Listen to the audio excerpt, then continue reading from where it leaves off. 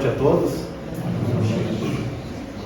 A conversa da noite, como foi falado, é transformação interior. Só que a base, a inspiração para a conversa, saiu deste livro de Paulo Estevão, que veio através das mãos de Francisco Cândido Xavier, que todos conhecem como Chico Xavier. Nós, quando chegamos a um centro espírita, a uma casa de religião, a uma igreja católica, a uma igreja protestante, qualquer igreja que seja, estamos procurando por socorro. Chegamos com dores, chegamos com dificuldades, dores físicas, dores materiais, perdas materiais, grandes dores morais. Começamos a frequentar, buscar o socorro imediato, mas toda e qualquer religião que formos estudar e ler as suas obras, o recado central é a transformação moral do ser humano. E nos propomos essa transformação moral de maneira correta, séria, com vontade, mas por vezes na caminhada, ou mesmo no início de caminhada, nos perguntamos se existe um roteiro seguro a ser seguido, ou se aqueles que estão há mais tempo na caminhada, de buscar o seu aperfeiçoamento interior, se perguntam ou nos perguntamos se realmente estamos nesse roteiro, ou que roteiro é esse.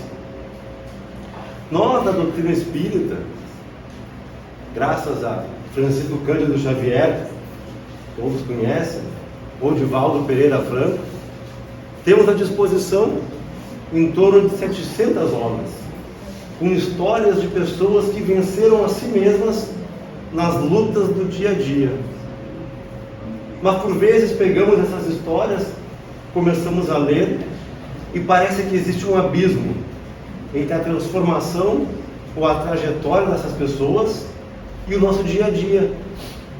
Essas pessoas, quando se tomam consciência de si mesmas, tomam consciência da necessidade de transformação, parece que as questões vão se desenrolando com mais facilidade. E olhamos para o nosso dia a dia, parece que as coisas não vão com a velocidade que gostaríamos. Mas é só uma aparência. As obras geralmente têm 350 páginas. Se pegarmos a vida de qualquer um aqui de nós e condensarmos em 300 páginas, também vai ser uma vida movimentada, uma vida agitada. E nesse contexto das obras que vamos estudar, entra a beleza da obra Paulo Estevão, de Chico Xavier. Porque é uma obra que traz para dentro do nosso cotidiano a luta de uma pessoa para vencer a si mesmo. Traz para dentro do nosso cotidiano os pequenos passos no dia a dia de uma pessoa que lutou contra os seus demônios interiores e venceu, mas venceu a si mesmo, a si mesmo. A obra Paulo Estevão conta da transformação de Saulo em Paulo de Tarso. A obra, em seu começo, nos mostra um cidadão, uma pessoa comum, igual a qualquer um de nós. Mostra os seus medos, as suas dificuldades, os seus deslizes, o seu caminho não tão reto no dia a dia. A obra nos mostra que Paulo tinha dois objetivos centrais em sua vida. O primeiro era constituir uma família. Ele tinha sua noiva Abigail. E como qualquer um de nós, depois do trabalho, ele visitava ela à noite, onde eles conversavam como seria a vida, onde eles iriam casar, como qualquer casal de namorados jovens sonha na vida. E a obra também nos mostra um homem que quer vencer profissionalmente, independente do caminho que ele tem que seguir. Paulo, no seu início de jornada, ele trabalhava para o tribunal hebreu. E neste tribunal, eles acreditavam, e aqueles que agiam corretamente realmente estavam, agindo em nome de Deus ou na causa de Deus. Só que as decisões de Paulo para chegarem em seus objetivos não condiziam com o que ele falava, onde ele trabalhava. Para terem ideia, a obra nos conta de uma passagem que Paulo, com outras pessoas, também do tribunal hebreu, o Sinédrio, dirigem-se à casa do caminho, onde o apóstolo Paulo e outros apóstolos do Cristo atendiam pessoas e curavam enfermos. E Paulo se dirige à casa do caminho, porque em Jerusalém ganhava fama um tal de Estevão, que diziam que tinha o verbo inflamado falando do Cristo. Só que em Jerusalém, hoje já é assim, naquela época, falar do Cristo e dizer que ele era maior que Moisés, a pena era de morte. E Paulo se dirige com os seus à casa do caminho para ver se aquele Estevão tinha coragem de falar que o Cristo era maior que Moisés. E lá, conforme a exposição é feita, ele se depara com essa situação de pessoas pregando o Evangelho. Paulo inicia uma confusão na casa do caminho e não entram em vias de fato, em briga, porque está escrito na obra. Ele percebe que eles iriam apanhar e ele recua: não vou brigar, senão eu vou apanhar.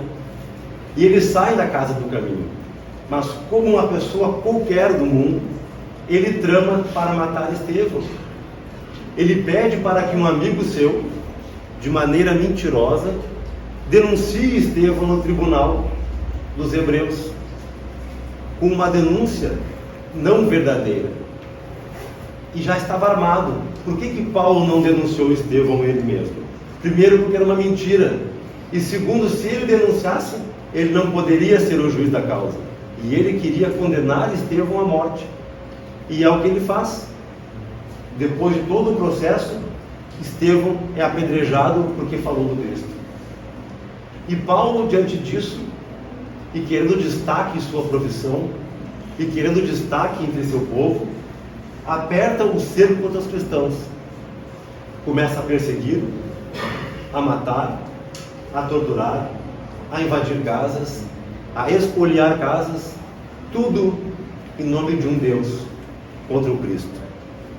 E nessa sua ânsia de fama, nessa sua ânsia de galgar espaços no mundo dos homens, como qualquer um de nós na profissão que temos desejo de evolução, que é normal, não é errado, errado é o caminho que ele fazia, ele recebe uma incumbência: dirigir-se à cidade de Damasco para prender e executar a morte de Ananias. Vamos embora.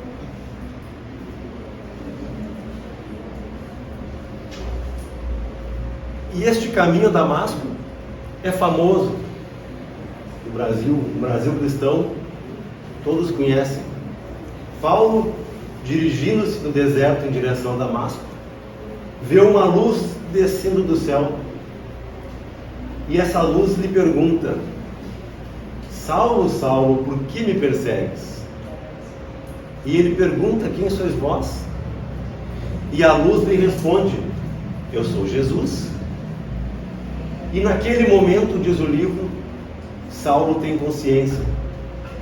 Há muito tempo, desde a época que ele conheceu Estevão, diz ele no livro, o Cristo já vinha devagarinho chamando ele para a transformação interior. E ele, como nós no dia a dia, não deu ouvido.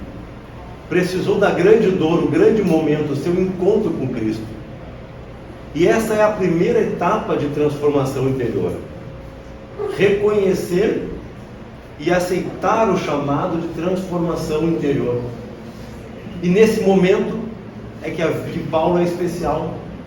Quando ele reconhece o Cristo, quando ele reconhece a necessidade do chamado, ele não faz contestações, ele não faz um pedido para que ele pudesse atender, ele não faz uma troca: eu faço isso e acontecer aquilo. Ele simplesmente se ajoelha e pergunta para o Cristo: Senhor, o que queres que eu faça? E o Cristo diz para ele: entra na cidade de Damasco, e lá será dito o que deves fazer. E Saulo, sem contestar, obedece a Cristo. Só que lembremos que Saulo nesse momento está cego, porque a luz forte do deserto do Cristo o havia cegado. E cego, cumprindo a ordem do Cristo, ele entra na cidade de Damasco e se hospeda em um pequeno hotel. E lá passa alguns dias. E quem vem visitar ele no hotel? Ananias, aquele que ele deveria matar.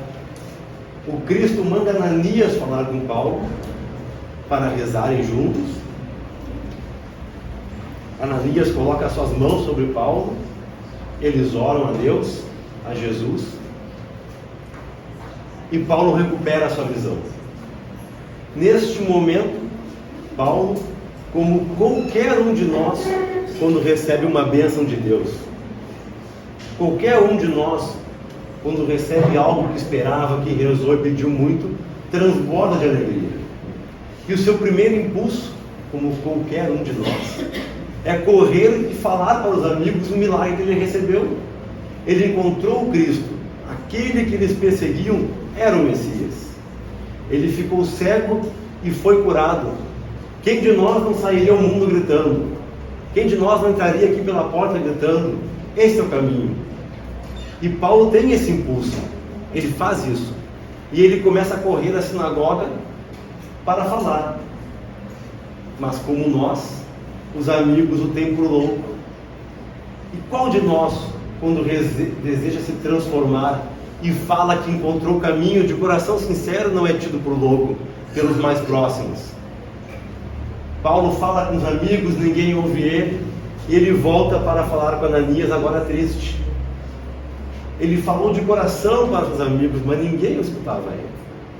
E Ananias fala para ele: Paulo, não é o momento de você sair pregando o Evangelho. Agora é o momento de você matar o velho eu para o mundo. Todos lhe conhecem ainda como Saulo, o perseguidor dos cristãos. Por mais que tu conheceu o Cristo, não é do dia para a noite que vão reconhecer a tua mudança. É necessário que você morra para o mundo. E essa é a segunda etapa da transformação interior. A morte do nosso velho eu para o mundo. E como Saulo faz a morte do velho eu dele? Ele se dirige ao deserto, ele consegue um emprego no meio do deserto, numa cabana como tecelão, e durante 3 anos ele fica fazendo tapetes e outras coisas de linho para vender para as caravanas que cruzavam o deserto. E à noite ele estudava o Evangelho. Passam-se esses 3 anos e Paulo retira-se do deserto e volta para a sua cidade natal, Tarso, à procura de sua família, de seu pai mais precisamente, para pedir ajuda. Ele não tinha mais seu emprego no tribunal, os amigos o tinham por louco, mas ele sabia, ele aceitou o chamado da transformação interior, e ele não voltava mais atrás disso. Não tinha como ele voltar ao velho Saulo.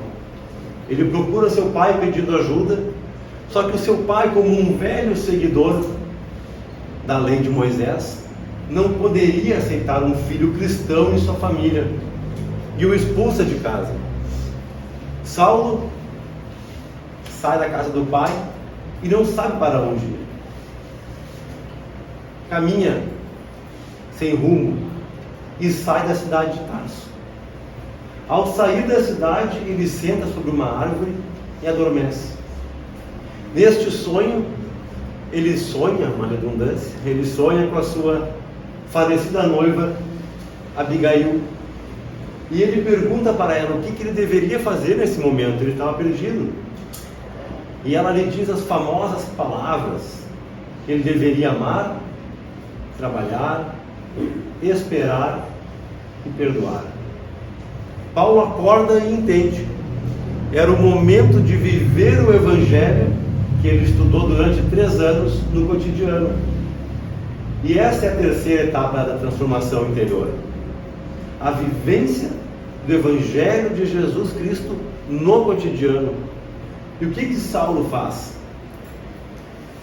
Ele volta para Damasco, abre uma pequena tenda de tecelão e durante 3 anos ele trabalha como tecelão.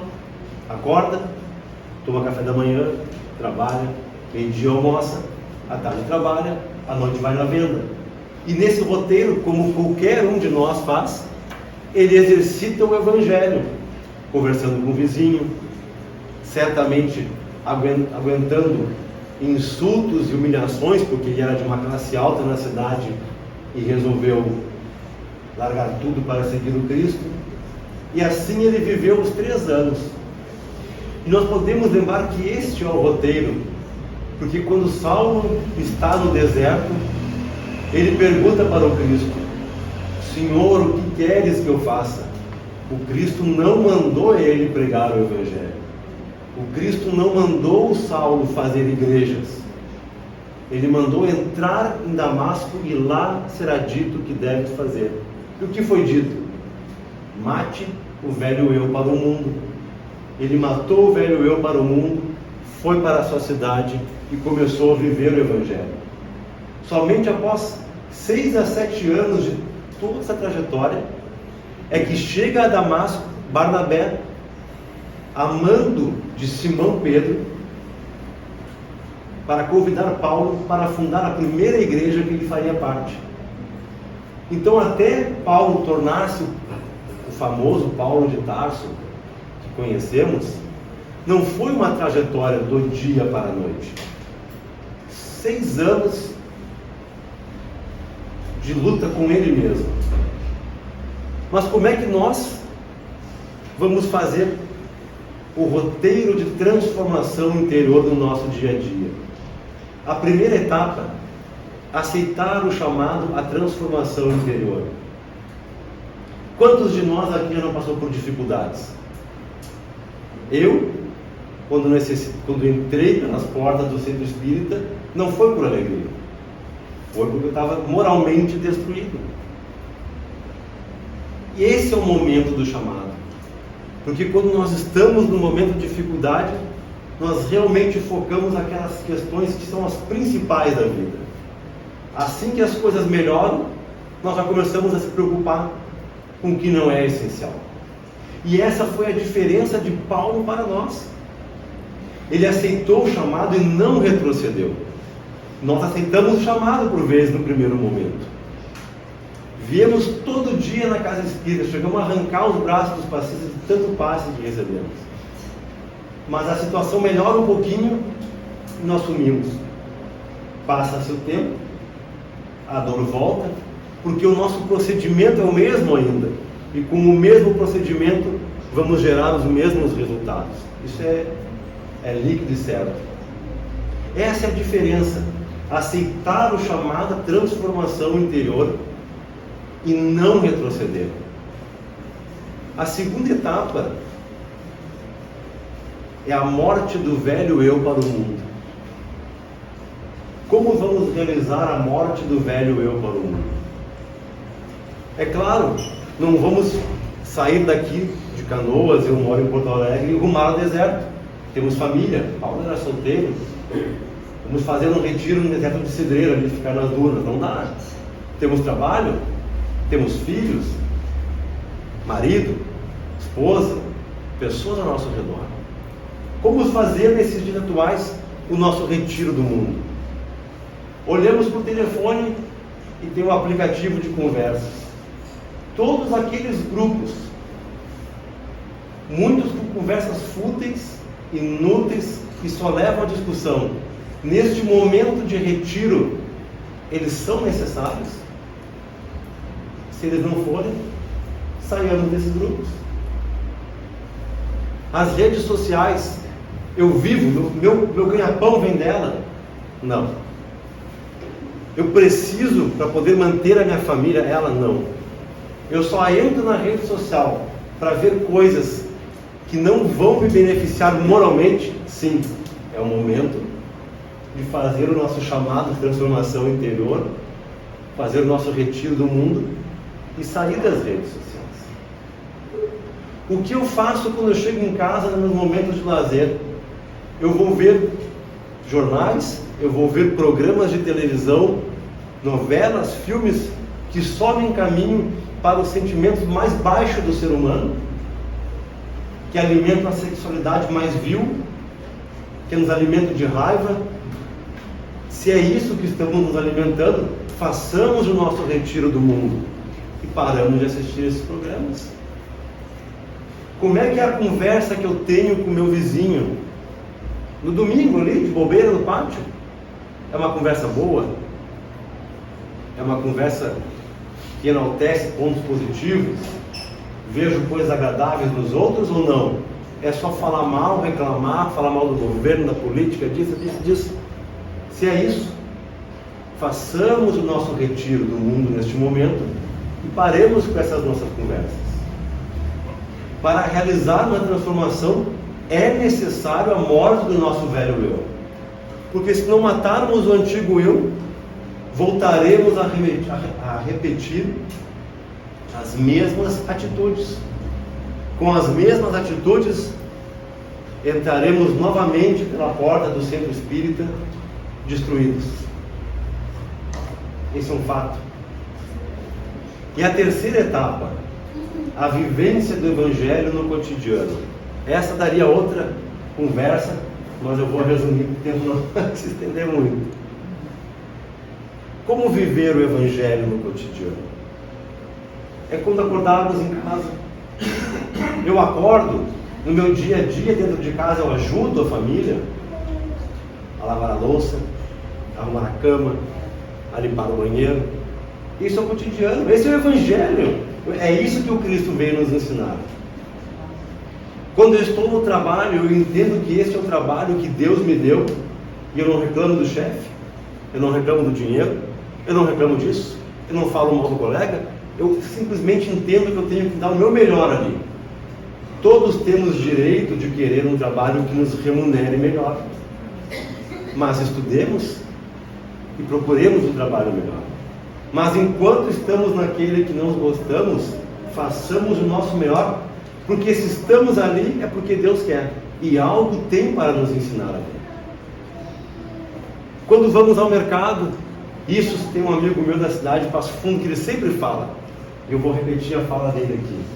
Eu chego no mercado, eu pego uma verdura na gôndola, ela cai no chão, eu coloco ela de volta estragada para outra pessoa levar para casa a verdura estragada, e eu pego uma nova, ou a que eu derrubei e eu estraguei, eu levo, eu pago e eu consumo o que sobrar. Parece meio rigoroso, mas é o Evangelho no cotidiano. Eu chego em casa, quero assistir um futebol, quero assistir um filme, mas eu tenho um gato net. Eu estou passando por um momento de transformação, eu quero viver o Evangelho, mas eu pago a net pirata. O viver o Evangelho é olhar para dentro dos nossos pequenos atos do cotidiano e pegar o Evangelho como régua e viver ele. Se não está batendo com o Evangelho, é porque não estamos no caminho correto. E logo entraremos de novo arrastando pela porta do centro espírita. E vejam, para irmos para o final, que Saulo era um homem comum. Ele viveu intensamente essas 3 etapas e transformou-se no apóstolo do Cristo, sem ter conhecido Cristo quando encarnado. Na outra obra de Chico Xavier, se eu não me engano, há 2000 anos, o senador romano Públio Lentulus encontra o Cristo. Ele tinha sua filha doente, ela tinha lepra. O Cristo cura sua filha e convida ele para a transformação interior. Depois que ele vê a filha curada, ele não faz a transformação interior. Alguém sabe quem foi esse senador? Não conhecemos ele na história. Talvez os espíritas conheçam ele pelo nome de Emmanuel, mas até hoje está aí entre nós. 2 pessoas que encontraram o Cristo Uma aceitou o chamado e lutou contra si mesmo e ascendeu e virou um apóstolo. Uma que recebeu as bênçãos, mas não lutou no início contra si mesmo. Não marcou a história. Não que marcar a história seja importante, mas ele marcou porque se transformou. E para resumir, as 3 etapas de transformação interior, conforme a experiência de Paulo: aceitarmos o chamado à transformação interior e não voltarmos atrás, realizarmos a morte do nosso velho eu para o mundo e começarmos a tentar a viver o Evangelho no cotidiano. O roteiro já foi exemplificado, já foi mostrado que é possível. Façamos a nossa parte para o nosso próprio bem e também vamos alçar este voo. Era isso que eu tinha. Muito obrigado. É isso aí.